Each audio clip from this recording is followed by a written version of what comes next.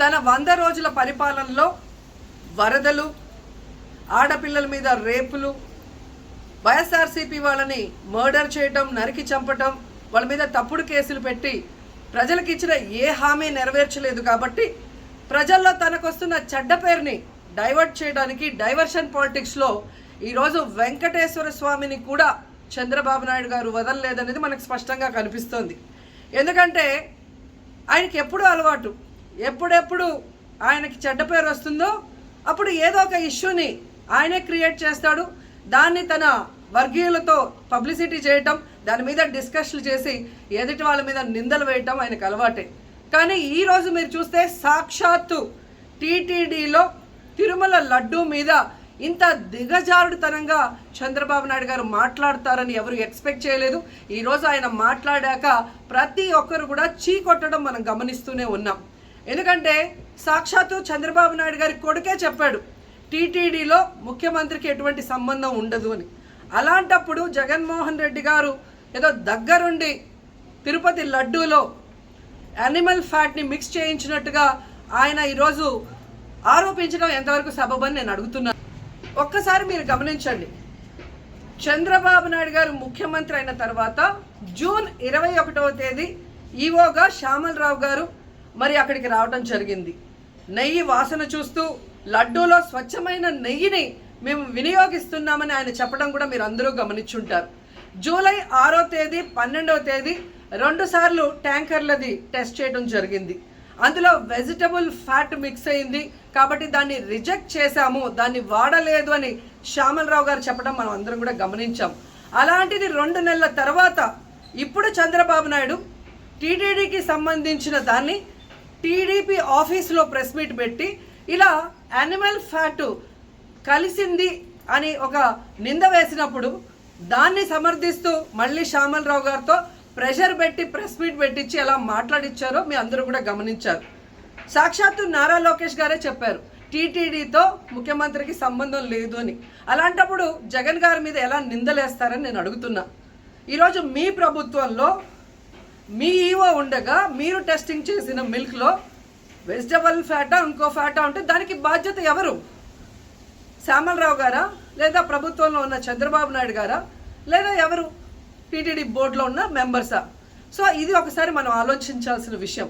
అంటే ఈవో గారు తాను జాయిన్ అయినప్పుడు ఏం చెప్పాడు, ఈరోజు చంద్రబాబు నాయుడు ప్రెషర్ పెట్టాక ఏం చెప్పాడు అనేది భక్తులందరూ కూడా గమనించాల్సిన విషయం.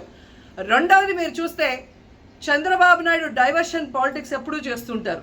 అలాగే ఈరోజు ఆ తిరుమల కొండ మీదకి జగనన్న అధికారంలో ఉన్నప్పుడు మోడీ గారు వచ్చారు, అమిత్ షా గారు వచ్చారు, ఎక్స్ సీజే రమణ గారు వచ్చారు, ప్రెసెంట్ సీజే గారు వచ్చారు. అంతెందుకు చంద్రబాబు నాయుడు ఫ్యామిలీతో సహా వెళ్ళాడు, పవన్ కళ్యాణ్ గారు వెళ్ళారు. లడ్డూలో ఏమాత్రం రుచి తేడా ఉంటే ఆ రోజే వాళ్ళు కంప్లైంట్లు ఇచ్చుంటారుగా, ఎందుకు కంప్లైంట్లు ఇవ్వలేదు? ఇప్పుడు ఆ 5 సంవత్సరాల్లో ఏదో జరిగిందని నింద వేయటానికి ఈరోజు టీటీడీని ఎంచుకొని తిరుమల తిరుపతి దేవస్థాన ప్రతిష్టను దిగజార్చడం ఎంతవరకు కరెక్ట్ అని భక్తులందరూ కూడా ఒకసారి ఆలోచించాల్సిన అవసరం ఉంది. అండ్ మూడవది, ఈరోజు ఎవరైతే బీజేపీ నాయకులు కూడా మాట్లాడుతున్నారో వాళ్ళని నేను అడుగుతున్నా, ఇదే టీటీడీ బోర్డులో మెంబర్లుగా బీజేపీకి సంబంధించిన వాళ్ళు ఉన్నారు. మరి ఆ రోజు తప్పు జరిగితే వీళ్ళందరూ ఎందుకు మోడీ గారికి అమిత్ షాకి ఇన్ఫార్మ్ చేయలేదు, ఎందుకు దీని మీద చర్యలు చేపట్టలేదు అనేది నేను అడుగుతున్నా.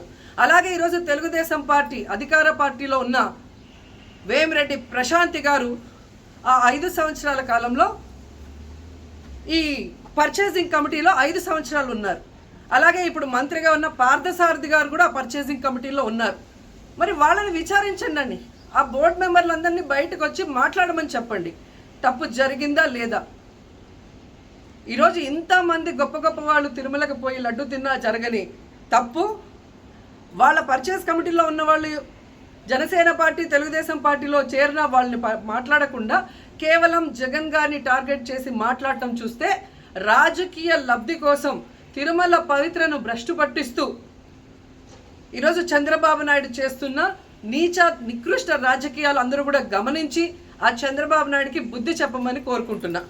ఇక ఫైనల్గా తనని ఎవరో నమ్మరు అనుకున్నప్పుడు పవన్ కళ్యాణ్ గారిని ఫ్రేమ్లోకి తీసుకురావడం చూస్తున్నాం. ఇది కూడా మనం అందరూ కూడా గమనించాలి. ఎందుకంటే ప్రాయశ్చిత్త దీక్ష చేస్తున్నానని పవన్ కళ్యాణ్ అంటున్నారు. ప్రాయశ్చిత్త దీక్ష ఎవరు చేస్తారు? తప్పు చేసిన వాళ్ళు చేస్తారు. అంటే చంద్రబాబు నాయుడు తప్పు చేశాడు, ఇది అబద్ధం, ఈ లడ్డూలో కల్తీ జరగలేదు, ఇది నాకెక్కడొచ్చి ఆ పాపం చుట్టుకుంటుందన్న భయంతో పవన్ కళ్యాణ్ ప్రాయశ్చిత్త దీక్ష చేస్తున్నారనేది ఈరోజు మాకు అందరికీ అర్థమవుతున్న విషయం. ఎందుకంటే ఈ రాష్ట్రంలో తిరుమల కొండ మీద 1000 కాళ్ళ మండపాన్ని కొట్టేసింది చంద్రబాబు నాయుడు.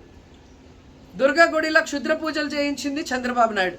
విజయవాడలో 25కు పైగా పవిత్రమైన దేవాలయాల్ని కూర్చింది చంద్రబాబు నాయుడు. పూజల్లో బూట్లు వేసుకొని పూజలు చేస్తూ అన్ని తొక్కేసింది చంద్రబాబు నాయుడు గారు. ఇలాంటి చంద్రబాబు నాయుడు కోసం ఎన్ని ప్రాయశ్చిత్త దీక్షలు చేసినా ఆయనైతే దేవుడు క్షమించడు, అలాగే హిందువులు కూడా చంద్రబాబు నాయుడిని క్షమించరు.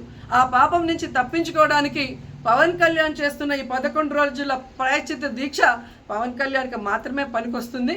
కాబట్టి ఇకనైనా తిరుమల తిరుపతి దేవస్థానాన్ని అడ్డం పెట్టుకొని జగనన్న మీద దుమ్మెత్తి పోసే కార్యక్రమాల్లో ప్రతిష్టగా దిగజారిస్తే తిరుపతి అమ్మాయిగా నేను ఊరుకునేది లేదని కూడా ఈ సందర్భంగా తెలియజేసుకుంటున్నాను.